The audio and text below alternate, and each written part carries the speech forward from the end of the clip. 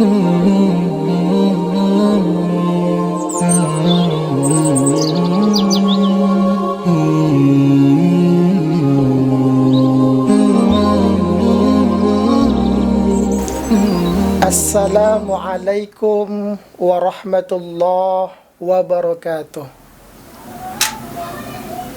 Alhamdulillahilladzi allafa baina qulubina.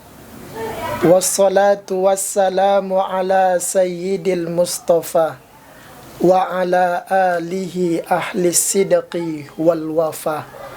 Amma ba'du. Sahabat lensa dimanapun kita berada, bersyukur kepada Allah atas nikmat yang Allah telah berikan kepada kita. Allah masih berikan kita kesempatan untuk menikmati keberkahan Ramadan. Ramadan yang kita kenal penuh akan keberkahan. Ramadan yang kita kenal penuh akan ampunan. Maka bersyukur atas nikmat yang Allah masih berikan kepada kita. Minimal mengungkap rasa syukur kepada Allah Subhanahu wa ta'ala dengan mengucapkan Alhamdulillahi Rabbil Alamin. Bersolawat kepada Nabi Muhammad sallallahu alaihi wasallam. Allahumma salli ala Muhammad wa ala alihi wa ashabihi ajmain. Nabi Muhammad merupakan inspirasi kita dalam berkehidupan, yang merupakan akhlak terpuji, menjadi contoh kita dalam kehidupan. Maka jadikanlah Nabi Muhammad panutan dalam kehidupan sehari-hari. Sahabat lensa dimanapun kita berada, Ramadan selain disebut dengan bulan puasa, ada istilah khusus pada bulan Ramadan. Ramadan disebut juga dengan bulannya Al-Quran.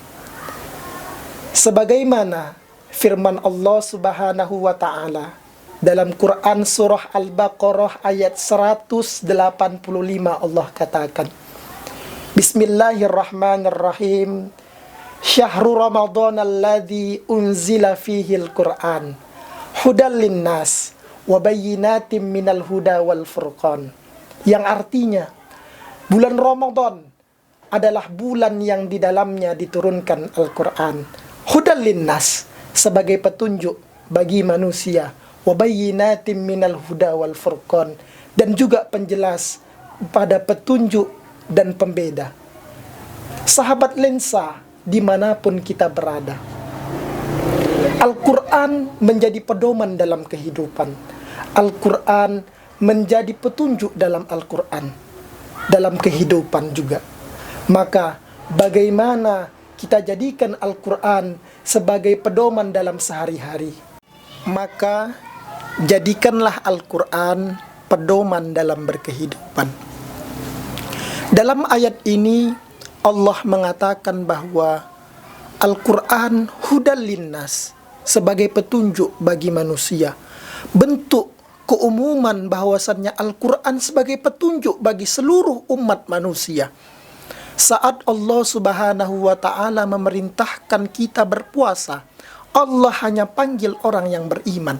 Akan tetapi ketika berbicara tentang Al-Quran, bahwa Al-Quran menjadi pedoman bagi kehidupan seluruh manusia.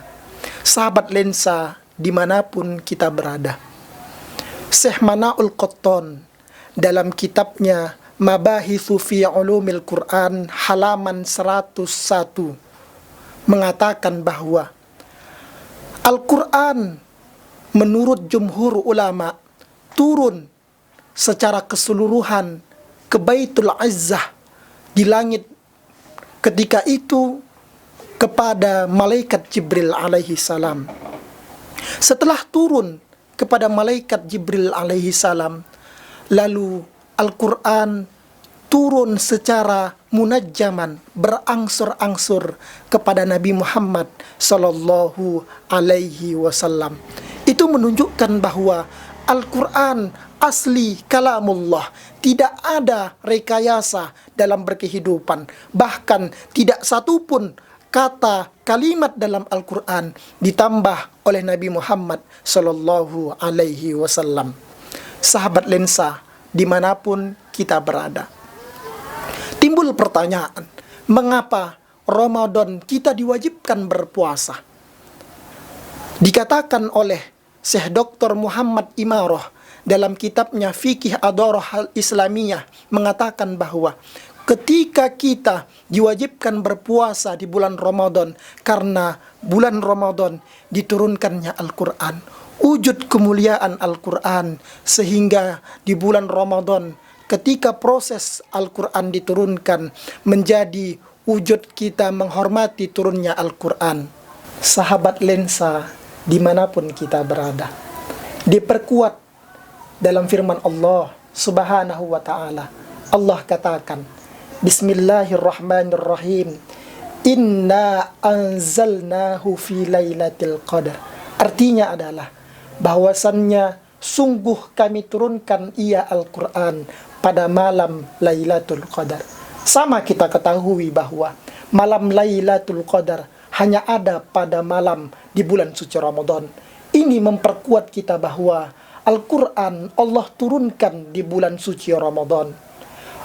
Kita sama ketahui bahwa pada malam Lailatul Qadar adalah malam lebih baik dari 1000 bulan.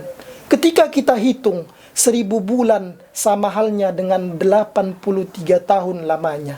Ketika kita memperoleh kebaikan pada malam tersebut, kebaikan itu hadir pada kita selama 83 tahun lamanya yang kita peroleh untuk diri kita. Ketika kita mampu meraih malam Lailatul Qadar. Sahabat lensa, dimanapun kita berada, Malaikat Jibril alaihi salam menjadi malaikat yang pemimpin seluruh malaikat. Dikarenakan Al-Quran diturunkan melalui malaikat Jibril alaihi salam. Nabi Muhammad Sallallahu Alaihi Wasallam sebutannya beda dengan sebutan Nabi yang lainnya. Ketika kita menyebut Nabi Adam disebut dengan alaihi salam. Ketika kita menyebut dengan Nabi Idris, di belakangnya adalah alaihi salam. Ketika Nabi Muhammad Sallallahu Alaihi Wasallam diakhiri dengan Sallallahu Alaihi Wasallam. Ini membuktikan bahwa Nabi Muhammad menjadi mulia dikarenakan Al-Quran. Bulan Ramadan menjadi bulan yang terbaik pada bulan-bulan lainnya, diwajibkan di dalamnya berpuasa karena bulan Ramadan di dalamnya diturunkan Al-Quran. Begitu juga dengan malam Lailatul Qadar menjadi malam yang terbaik di antara 1000 bulan karena malam tersebut Allah turunkan Al-Quran. Maka tidak menutup kemungkinan kita ketika kita dekat dengan Al-Quran, kemuliaan itu hadir pada diri kita. Ketika kita membersamai Al-Quran dalam kehidupan, pasti Allah akan derajat kemuliaan diri kita. Karena sekelas malaikat Jibril Allah berikan kemuliaan, sekelas Nabi Muhammad Sallallahu Alaihi Wasallam Allah berikan kemuliaan. Tidak ada yang rugi ketika kita dekat dengan Al-Quran. Mari selalu membersamai Al-Quran, terkhusus pada bulan suci Ramadan. Jadikan Al-Quran pedoman dalam kehidupan. Penutup, dalam hadis Nabi Sallallahu Alaihi Wasallam Rasul katakan, khairukum man ta'allama al-Quran wa 'allamah. Kata Rasul, sebaik-baik kalian man ta'allama al-Quran wa 'allamah. Siapa yang mengajarkan Al-Quran dan mengajarkannya. Ini menjadi isyarat bahwasannya kita mampu menjadi umat terbaik ketika kita mampu mengajari Al-Quran, mempelajari Al-Quran, dan mengajarkannya kepada orang lain. Karena setiap pahala ketika kita membaca Al-Quran, setiap pahala ketika kita mengajarkan Al-Quran, itu memperoleh lipat gandanya pahala yang kita akan dapati dalam kehidupan kita. Sahabat lensa, dimanapun kita berada. Maka daripada itu, intinya adalah mari Al-Quran jelas Allah turunkan kepada Nabi Muhammad. Tidak sedikit pun Al-Quran direkayasa oleh Nabi Muhammad Sallallahu Alaihi Wasallam. Ketika kaum kafir Quraisy mengatakan bahwa Al-Quran merupakan rekayasa Muhammad Sallallahu Alaihi Wasallam. Padahal Al-Quran jelas Allah turunkan melalui malaikat Jibril alaihi salam.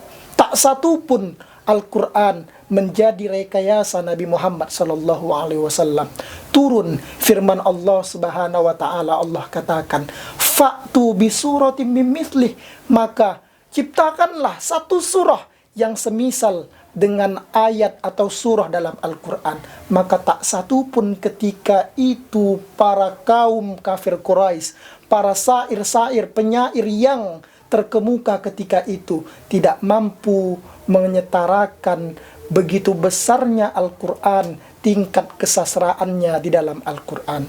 Maka daripada itu, mari kita yakini Al-Quran sebagai pedoman dalam kehidupan, dan tak satu pun kemuliaan Al-Quran tidak hadir pada diri kita. Sahabat lensa dimanapun kita berada, mari kita dekat dengan Al-Quran. Jadikan Al-Quran pedoman dalam kehidupan.